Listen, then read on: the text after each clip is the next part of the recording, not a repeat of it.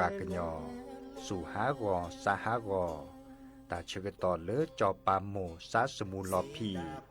ตาดิยอภาแกปปากลือปากญอดือยอภาแกบะจอปามโมโดกะเตลอ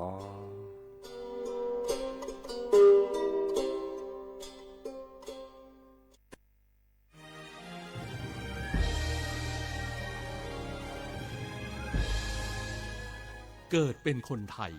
เติบโตบนผืนแผ่นดินไทยจงภูมิใจในความเป็นไทยชาติไทยเรานั้นนับเป็นชาติที่มีความเป็นมาเก่าแก่ยาวนานเรามีภาษาวัฒนธรรมและมีสิ่งต่างๆที่เป็นเอกลักษณ์ให้เราได้ภาคภูมิใจในความเป็นคนไทยเราควรเห็นคุณค่าและมีความรักชาติหวงแหนแผ่นดินอันเป็นมรดกของบรรพชน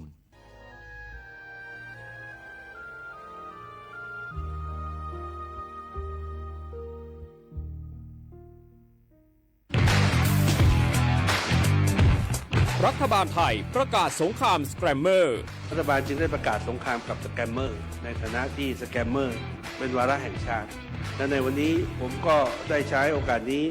มารายงานความคืบหน้าและเน้นย้ำถึงสิ่งที่เราต้องร่วมกันทำต่อไปรัฐบาลได้จัดตั้งคณะกรรมการอำนวยการป้องกันและปราบปรามอาชญากรรมทางเทคโนโลยีขึ้นมาโดยมีผมเป็นประธานด้วยตนเองเพื่อให้ทุกหน่วยงานทำงานไปในทิศทางเดียวกันเราได้มีการลงนามบันทึกความเข้าใจระหว่าง 15 หน่วยงานหลักทั้งภาครัฐและภาคเอกชนตลอดจนสถาบันการเงินเพื่ออุดช่องโหว่ทางการเงิน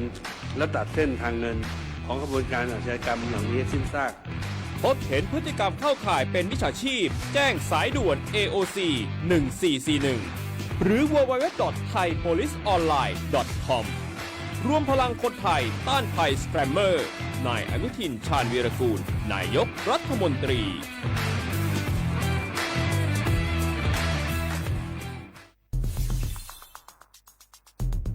แค่ 3 ปีความเสียหายจากอาชญากรรมไซเบอร์ของคนไทยพุ่งทะลุถึง 94,000 ล้านบาทหรือเฉลี่ยปีละ 30,000 ล้านบาททุก1ชั่วโมงเราเสียเงินกว่า 3.4 ล้านบาทให้กับมิจฉาชีพออนไลน์โจรไม่เห็นใจคนอาชีพไหนอายุเท่าไหร่สถานะทางการเงินแบบใดหมอพ่อค้านักธุรกิจนักเรียนแม่บ้าน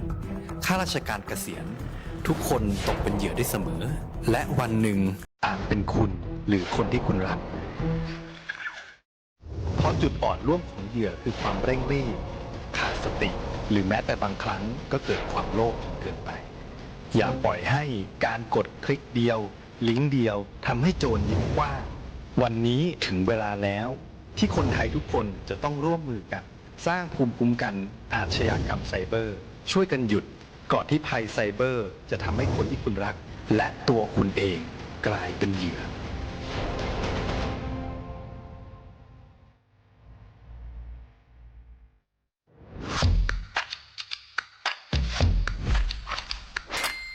กลับมาแล้ววันนี้กับโครงการคนละครึ่ง plus รัฐออกครึ่งประชาชนออกครึ่งช่วยเศรษฐกิจไทยหมุนเวียนเติบโตถ้าเราช่วยกัน plus ต่อยอดให้เศรษฐกิจไทยเติบโตอย่างยั่งยืนด้วย5 plus plus ที่ 1 เพิ่มช่วงอายุผู้เข้าร่วมโครงการจาก18ปีเป็น16ปี plus ที่ 2 เพิ่มวงเงินใช้จ่ายจาก150 บาทเป็น200 บาทเพิ่มพลังซื้อของประชาชนเพื่อกระตุ้นการหมุนเวียนในระบบเศรษฐกิจฐานรากลดภาระค่าครองชีพ plus ที่ 3 เพิ่มสิทธิพิเศษด้วยการดูแลผู้ที่อยู่ในระบบภาษีให้ได้รับสิทธิพิเศษมากขึ้นเพื่อสร้างแรงจูงใจให้ทุกคนร่วมอยู่ในระบบอย่างโปร่งใส plus ที่ 4 เพิ่มโอกาสให้นิติบุคคลขนาดเล็กเข้าร่วมได้ให้ธุรกิจเติบโตเป็นกำลังสำคัญของเศรษฐกิจไทย plus ที่ 5 เพิ่มทักษะใหม่เพื่อพัฒนาให้ร้านค้านำความรู้ใหม่ๆมาช่วยเพิ่มยอดขายลดต้นทุนเรียนรู้เติบโตและปรับตัวไปกับเทคโนโลยีใหม่เพื่อสร้างเศรษฐกิจที่แข็งแกร่ง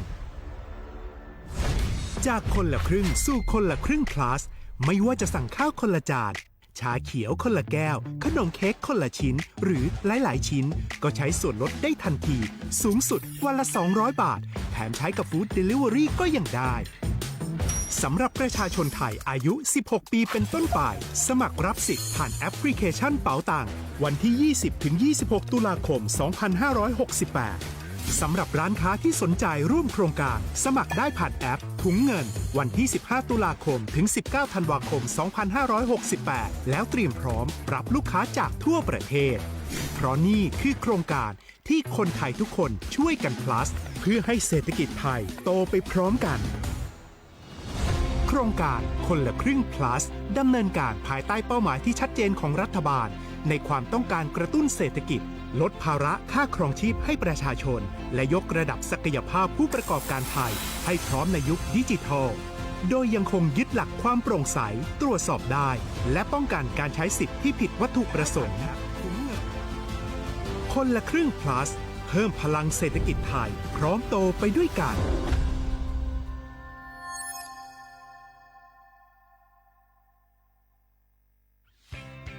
เส้นทางสายหมอกที่สวยที่สุดในเมืองแพร่กำลังรอทุกคนไปวิ่งด้วยกันครับทุกก้าวของคุณคือพลังของลมหายใจชวนเพื่อนชวนครอบครัวมาวิ่งฝ่าสายหมอกเพื่อโรงพยาบาลแพร่ในวันอาทิตย์ที่ 7 ธันวาคม 2568 บริเวณลานกิจกรรมหลังวัดพระธาตุช่อแฮมาร่วมกันส่งต่อพลังแห่งความดีเพราะทุกก้าวของคุณช่วยต่อชีวิตให้กับผู้ป่วยในโรงพยาบาลแพร่สมัครได้เลยวันนี้แล้วไปวิ่งด้วยกันในวันอาทิตย์ที่ 7 ธันวาคม 2568 พบกันบริเวณลานกิจกรรมหลังวัดพระธาตุช่อแฮนะครับหมู่เฮาเจ้าเจียงใหม่ยินดีต้อนรับนายกรัฐมนตรีและคณะลงพื้นที่ตรวจราชการและร่วมพิธีส่งมอบโครงการเพิ่มศักยภาพการรองรับและการไหลของแม่น้ำปิงเพื่อป้องกันอุทกภัยเขตเมืองเจียงใหม่ระยะเร่งด่วนณจังหวัดเจียงใหม่ในวันที่20 พฤศจิกายน 2568 ยินดีต้อนรับเจ้า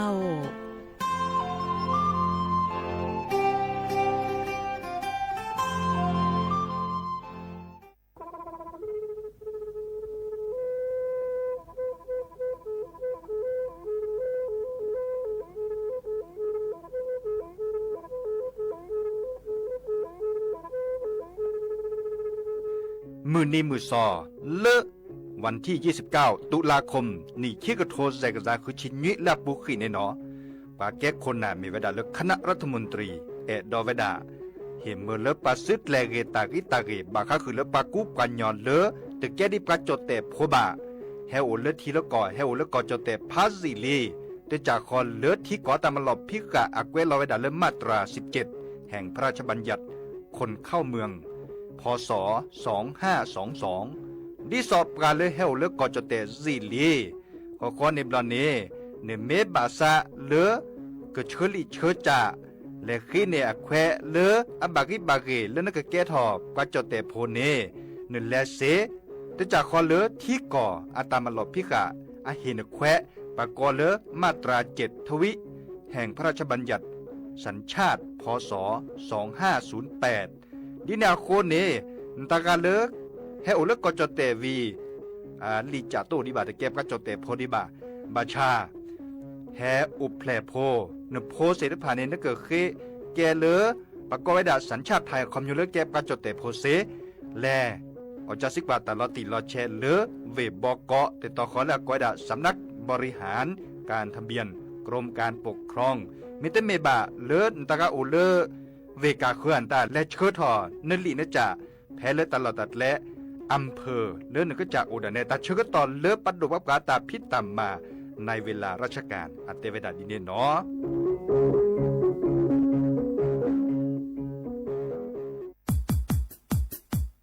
ดอปูแวบปากญอโพนเมบาสะสู้ออมมือออเลวิทยุกลือหลอกอจเตเวกิแมตตอนยาอีบอบบาเนบาคาคือเล่นตาพิตามาตาพิออมมาออจดแต่กว่าก็ได้แล้วสนใจโฆษณาเนื้ออดจัดสิกว่าสวทเชียงใหม่เบอร์โทรศัพท์053 276 068เมตเมบะ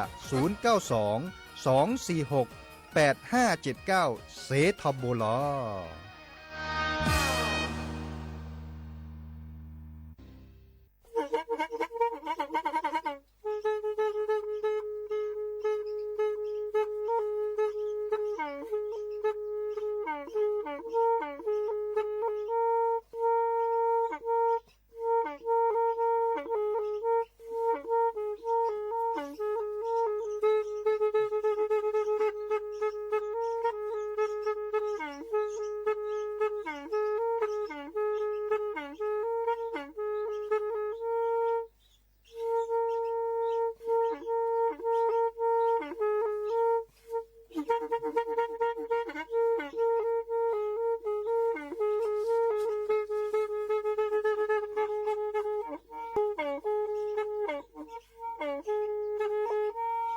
แพอี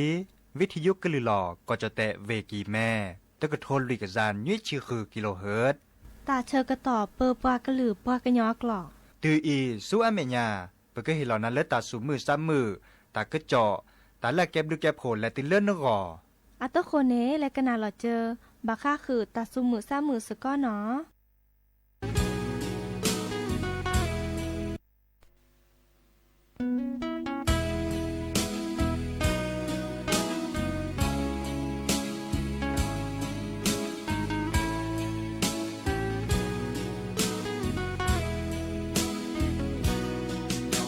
ดา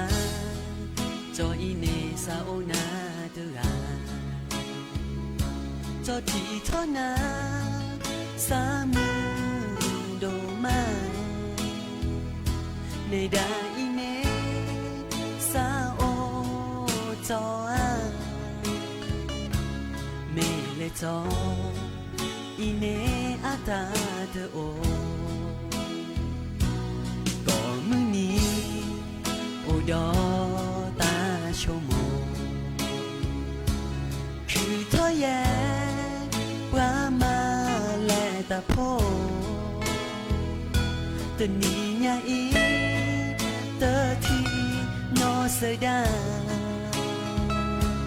จออีเนสาอือและเนรอเตอานอเสดาเนื้อหาเดือปรากะเคอตึงมือหาล้อเนดาเนเตอเก็บเปจออีเนเชอและเนเกโอเดซาบาชาโนเสดาซาโอปราลา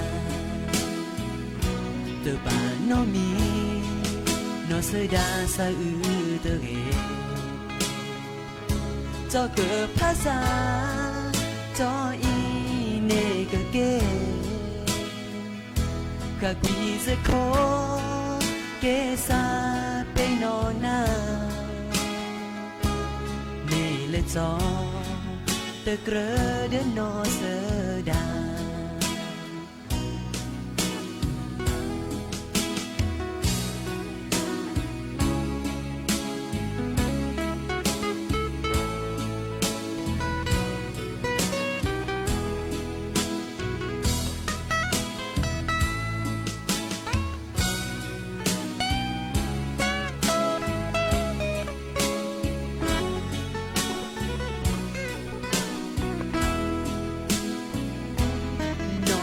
ดาเนื้อหาเนื้อกวางกะเคอตึงมือหาล้อเนดาเนื้อเตอเตเปิจออีเนเชอและเนื้อเกโอเดซามาชาโนเสดาซาโอปราลาเตบาโนมีโนเสดาซาอืเตเรจอเกิดภาษาจออีเนกเกกะกีเซโคเกซาเปโนนาเมเลจอเตเกรเดนอเสดาจออีเนเตเกรเดนอเสดา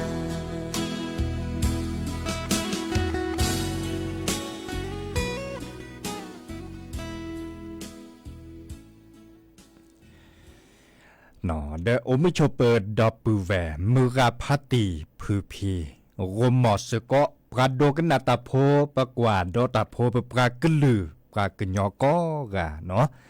ตาชก็ต่อมือฮาลอคอคืนนารีและตุเลยุยนารีตลอดตัดแลเลือวิทยุกันลือหลอก็จดเตะเวกีแม่แต่ตอนใหญ่เนาะสวทเชียงใหม่ AM ตะกะโทลุยกะซานยุยชิคือกิโลเฮิรตซ์แฮกันนาดอตาสอตาแซเลปปรากลือปรากญออักวอยาจอสาปิเสมอเฉลิมสิริวงชัยแฮโตกอดดอปูแวซีโซโดนเมโลบาโตโดโตโจปรานเมโลบาเคโดกนาตาสุมือซ้ำมือตาสวิซาเชอร์ดโทรศัพท์แฮคอเซเจเนาะ เบอร์โทรศัพท์053 276 007วะแจเซอคีนุยคือวะวะนุยนะอุกอลซาเดยาเซ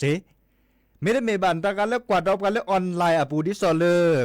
เพจสวทเชียงใหม่ AM 1476กิโลเฮิรตซ์อันนี้ได้นะกดไลค์กดแชร์เนาะเนอคอมเมนต์เกวลาตะกะโตโลบาตัวดูตัวจบกาเดเกวลาตะกะโตเกวอัลโลดกะเตบาคะคือเลยปกดแชร์คะเนาะนี่ไม่แชร์ตาดิซอเลอร์นาตะกาเนเนเฮตโลโดเลตลอดตัดเล็ดตอนใหญ่เนาะดิซอเลอร์นึกก็ฮือกันยะเนเมเลปะกะคือเฮดทีเลอตัดสอตัดแซแต่ตอนใหญ่เนาะวิทยุในขนาดเซเรบริลาต่อเจเล FM 103.50 เมกะเฮิรตซ์แต่ต่อคอเลพระอาจารย์นิคมกว่าเชเวดาดูสวอลเลมือเจคีรากนาเซเจเล FM 104.25 เมกะเฮิรตซ์แต่ต่อคอเลพระบาโคเดกนาดอเซเจเนาะตัวดูตัวโจลอซะแต่สวีแล้วจะแปลคือดับแวอะโตโคมุขอดเปลในเมวดาเลโดซาเปเตอร์อาตาสวีอามิลนอสดาเนาะจะกว่าเล Facebook อะปูเนตบลือลากาเฮโตโดตัวโจบกาลิเนาะพัตติพรไพรปาเนาะเชอคอตากอละเอลอกวิเจษดาเนาะเทวดาจอดีเจตะโมกนาซาตาสวีและนอเบียแต่สวีนอเบียแค่ก่อนจะก็คือกว่ากันนะเนาะจอลอพอเมเกเลพัตราเมเกลิโพเมเกกิติชัยเมเกตับลึกก็กะเนาะไม่เสียไม่บาดกดไลค์กดแชร์เนาะแต่ตอนนี้ยายมุขโคจูเนาะเลปัทโทกว่ากลิสอกอดิสเลกรมอุตุนิยมวิทยาปัทโทกว่ากลิสอกอเชอคอตะก็จอดเทวดามุขโคจูเดจูสกัดเตอแต่ใครดืเนาะปาเต็มด้วยละกาดิสเลบาเลมาบูมาเฮือคาดกูบุพบุคาในชั่วโมงเดือตาติตาอุมุนน่ะเหรอเนาะบาดกามาปจือเวดาเพลนาหูตะก็จอดดิสเลปเทวดามุขโคสักจูเอเดมาก็จือเวดาอัตวีอบาเนี่ยตอเดโอเจเนาะแต่มีเกณฑ์จากเตามูดามาซาดีหมอโตกอดาอามีอาจะเฮเกบาเลติเลดับเวบกระโดกนาตาโพก็กะเนาะจัดถอแค่นี้ดอกจัดถอดโลกอและส่วนมิญญาปาตาก็คือก็คลีลอกดอกดิซอเลปัทโทกว่ากลิสอกออาเชอคอตาก็จอมุขโคจุจกาลอเจกลิสอกอเลยแฮปเปอร์ตอนนี้แลก็ซื้อแลคลีมือก็คอตาตาคีเนาะมือก็คอในตาตาคีเบรลอไปจอลอตะเกอค่ะอาราเชอต่อเกเฮตือเนาะปัทโทกว่ากลิสอกอกรมอุตุนิยมวิทยาเตเวดาดิซอเลตะก็คือก็ขีลอเวดาตาบาเลคีและติเลเซองศาเซลเซียสเนาะเดมุขโคกจูจิกาลอเจเนาะก็จะเตสุทากปาบัชามุขจูราเลเนปาเลก็จะเตลอเลลักขอปาปาเนอปุคีจะเตเนเฮตกอดับเวบาดเบลลานีเมเวดาเกเลก็จะโคกรถลานี่ลอโอเลปือพอมลาตุลอคอเชดับเวเนาะยาดาจะเกตาโลและตาโลกิวเนาะบาเลปมาบูมาเฮือคาดบาเกโตจะมาเจอดิซอเลมาปจือจ้ะนี่เนาะบาอยู่ซะก็แต่เลมุขโคกจวนตาจ้ะนี่เนาะเดวีดาดิซาเมสุมือซามือแต่ตอนนี้ยาบุเคซาอะเปรเนาะบุเคดิซอเลพัสุวดารากเตอปันลืออตาโพตาค่ะปะก้อยดาเลข้าวโพดสัตว์เนาะอีคาเนอันเหลือเปรเนไม่กว่าแล้วกว่าเกตเปรปะเตละเปรบาแล้วตบาใช่ป่ะอะเปรเกแล้วตะเกใช่ป่ะเพลโอเซเนาะดับเวเลสู่บุเคซาเสร็จผ่านในมาบุมาฮือเวเกดิซอเลมาเลมาเกาดอเลบุเคซาเนาะเนบัตลนเนบัเจสุคือซาคือจะนะชมิลาจะนะเลไม่เซมบาดอันเหลือเปรมเกอันเหลือเปรมโดไม่กาเนก็บาอักขวพอเนาะบาชาจอดจาสิกว่าและมือกับพัตติพื้พีแต่บลือลากาเลเตวดาแค่นี้ในบุเคซาเปรในเพลโอเซล่ะเนาะแต่เปรเกรันเลยเดเปรแต่น่าจะเลือใช่ป่ะเตวดาดีเนี่ยเนาะอามิมาซาดีเนี่ยคอมโยเลตะกจออาเรและติเลปือพ่อแบบพ่อก็โอดิเนาะดิซอเลปัดดูว่าการเลรัฐบาลเนี่ยบาคักคือเลปัสสุบิเคสาเนี่ยอัปเรวดาช็อตเชวดาค่ะแค่เนี้ยจ่อเนาะดิซอเลบาคักคือเลบิเคสาเนาะดินาโคในเดินตะกาสุบิเคสามันในบ้านเหลือเปรละเรเดปสักคือจะนาก็กะเนาะสักคือจะนะเลนกันนี่บะโลนี่บะเจนี่หรอ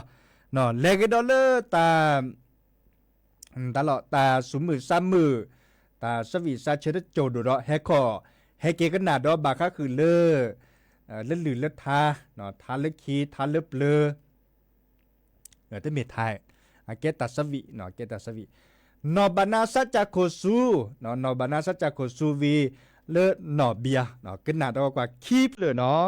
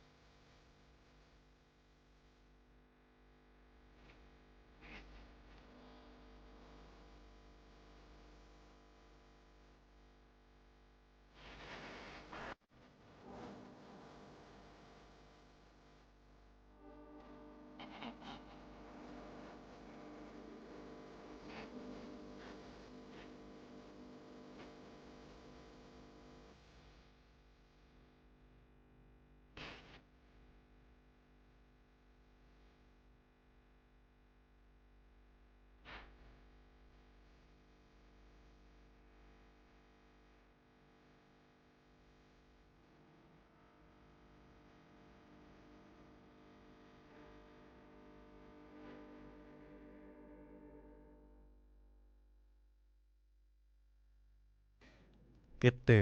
ลีเนาะตาสวิเลนนอเบียดิโซเลดอปูเวเฮกันนาเวดามุคนนี่หรออาเวรกาซาอุเลอำเภอแม่วาง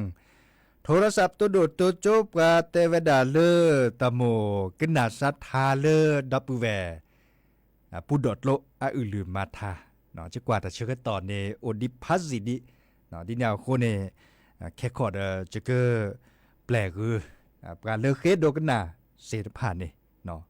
อีบลอนเนปกว่าเลิกกันลิสอก็ตาก็ถีเราได้ดิซอเมบาก็แทกต่อผ่านเลยเชกาตาเเนาะบาก็แทกต่อผ่านเลยเชลยาเราชอบเอาไว้แล้วบับเป็นหลอดซาดคาเนาะดิซอเลตาก็คัดช่วยตอบกันมีเลปกอบดามีเลเมอุทีเนาะมีเลเมอุทีในเมื่อ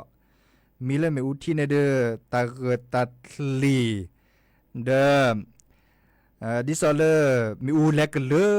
ยจะเนี่ยเนาะมือเกเลยแหละเดอบาปหล่อซาเลตามไม่เคยโดดมีบาซาเนเมเชเมยานได้กันเล็บเป้บาเลมีอูเลปบาเกลอเนาะมีเวดา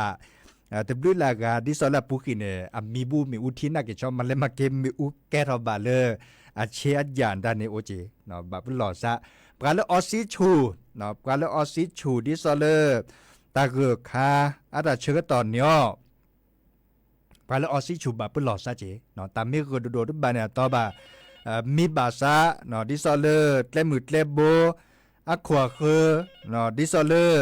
ตาเกิดตัดลีพับพ่อมือสักกว่ามือแม่หินาจวาปัตตกว่าเชือกคินอกาบาตบานเนี่ยตัวนี่สิโจนาโจโอเจเนาะลีนาโคเนปราเลออซิชูบับเป็นหลอซาเจบากว่าเชือกคิเกเรเจเปื้อแหวพวลีอามือกาพาตีเสด็จผ่านในบาเหตุตลโดชิแกนอมีเวดาเลอเดียโดเรอุทอเวดาอับลอเจเนาะบาคะคือเลตาเกตัดโลเสด็จผ่านอีเนาะจะตดก่อนลอซาเดดับเวลมือเจคีเนาะพัตตีแต่แหละพัตตีเลยในบามเอาพี่โคขอดเทียนตาจะอามาอูเนาะเวจอกโกอาหมัวป่าอาเปือแวเสริผ่านนี้เนาะอามีเปือเนาะเด้อ เทวดาสักนาวิทยุทับโบจิลาไม่เกรอเลยวิทยุตัวโดดตัวโจออกโอ้ก็หล่อซะเลยวิทยุปูเดอซื่อก็ซาเจเทวดาดีเนี่ยซื่อทอเนาะซื่อทอดับเวมือกับพัตตีเลยมือเจคีก็กะมารอดับเวลเลยไม่ตัวก็ว่าตัวโดดตัวโจกะได้โอ้ราเจเนาะบากาตาเตคลีดาเจบาตัวก็หล่อซะเลยที่สัญญาณตีละเชตเนี่ยตัวโดดตัวโจบาโอเจเนาะเด้อดินาโคเนจะก็แปลกหน้าตาสวีเลบาก็คือเลตาเกิดคาราเชื้อต่อยเนาะตาเกิดคาราเชื้อต่อสักแก่ตือเทวดาเคกันยะตาเปิดดอลโลตาเกิดคาอาตาเชื้อต่ออีกก็มีเล่นน้องแพรกะเนาะน้องแพรตาสวีเนาะเพื่อขึ้นหน้าดอกว่าตาสุมือซ้ำมือจะโจเขาก็ได้แค่ขอให้คิวก็หลดซาชิแกเนาะ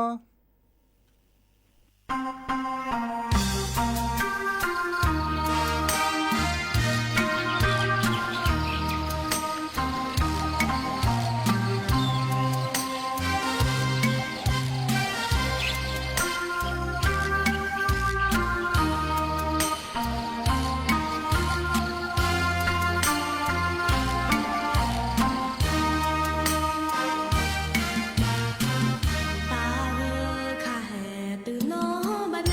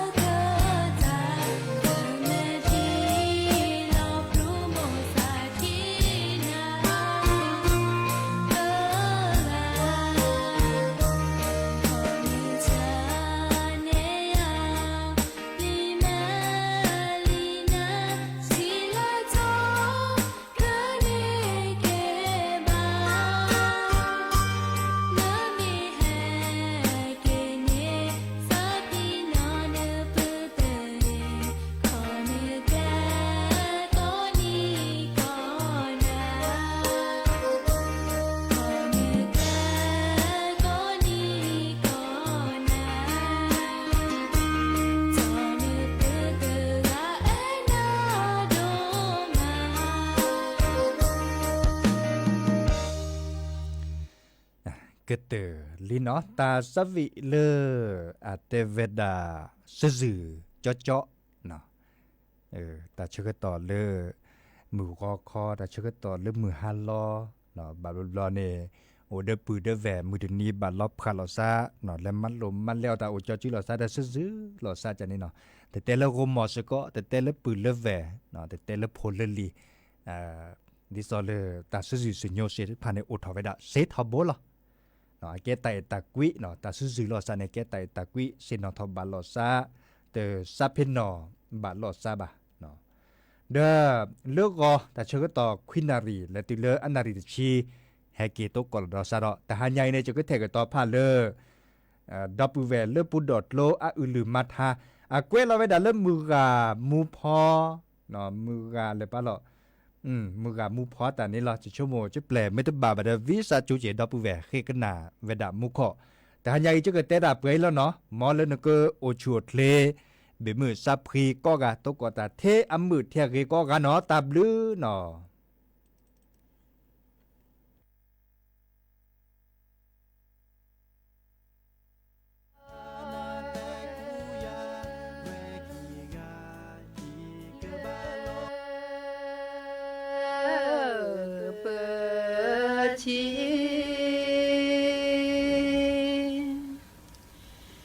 ดี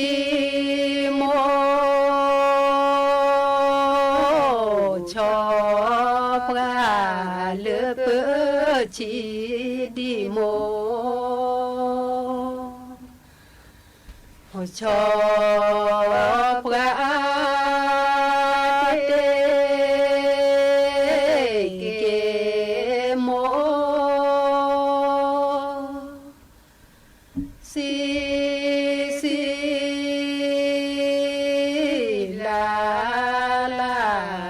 เกโมซีซีลาลาเลเปชีดีโมชอมีเดเปชีโมชอบดีเดเกโมเฮ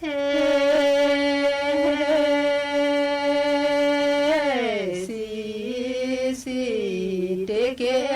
โมเฮซีเลเปชี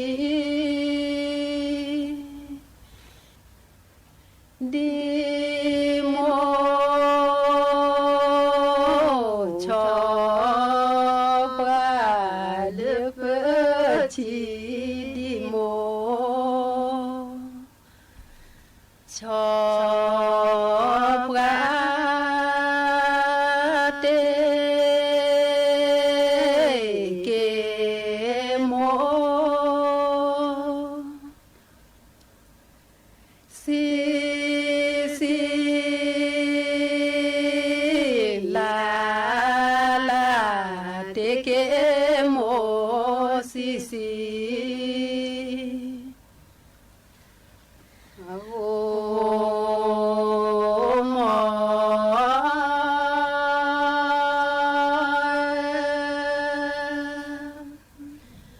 จอที่ชาปูเลโคบอจอที่ชาปูเลโคบอ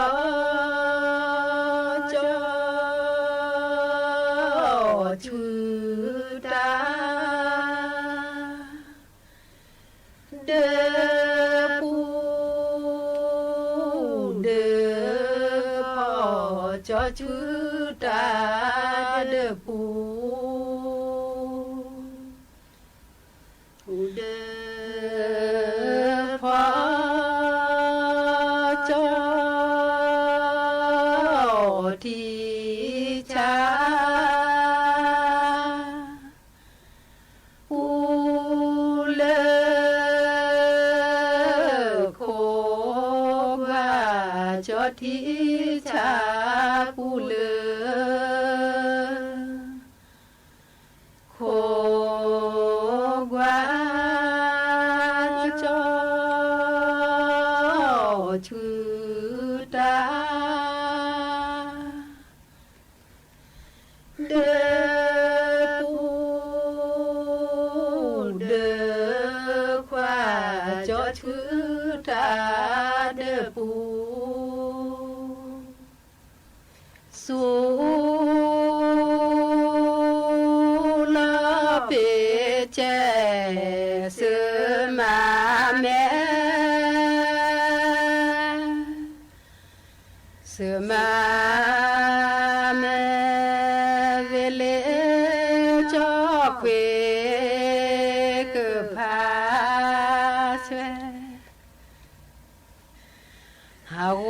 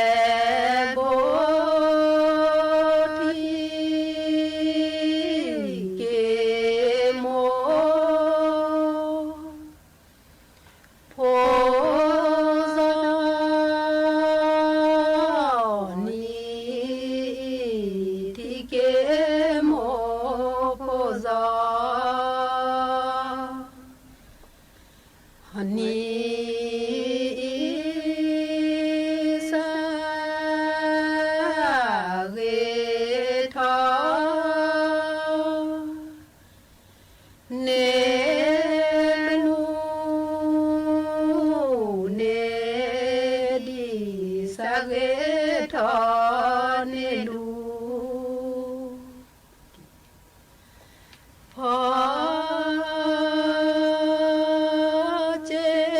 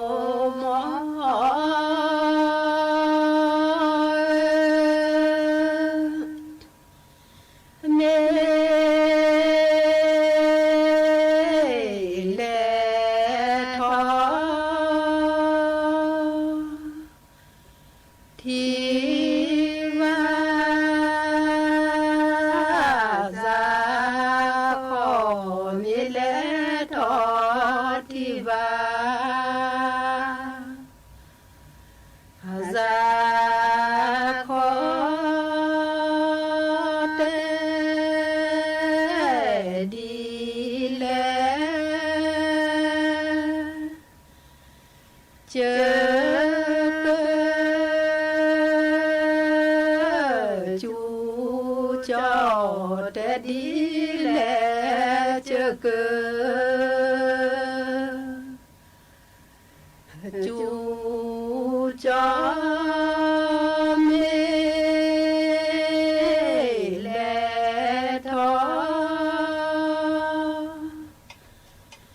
ที่ว่าซาปาเมแลทอที่ว่าซาปาเตดีแลเจอ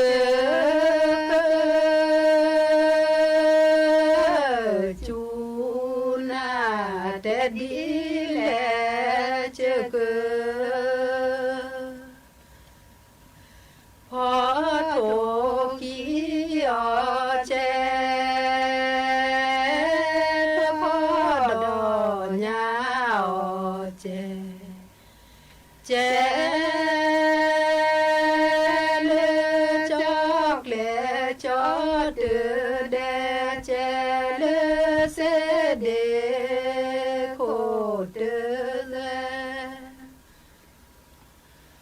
ฮาวม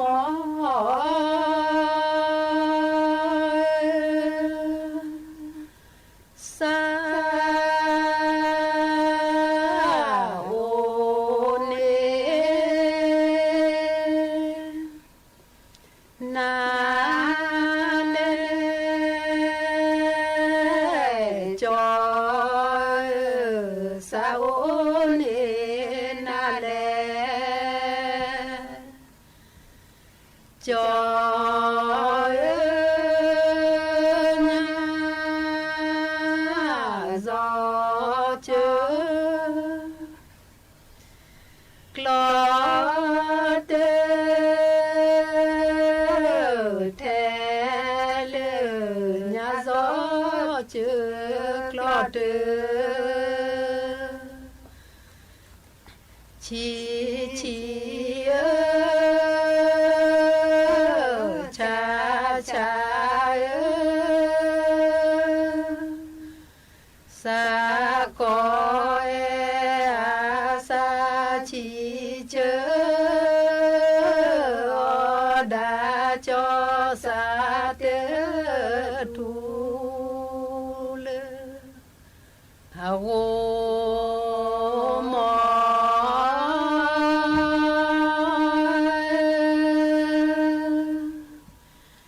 แลเลอมือเจกาพอทูแลเลอมือเจกาพอทูกว่าโจมือพลาเปสูดูกว่าโจมือพลาเปสูดูแลเลอมือเจ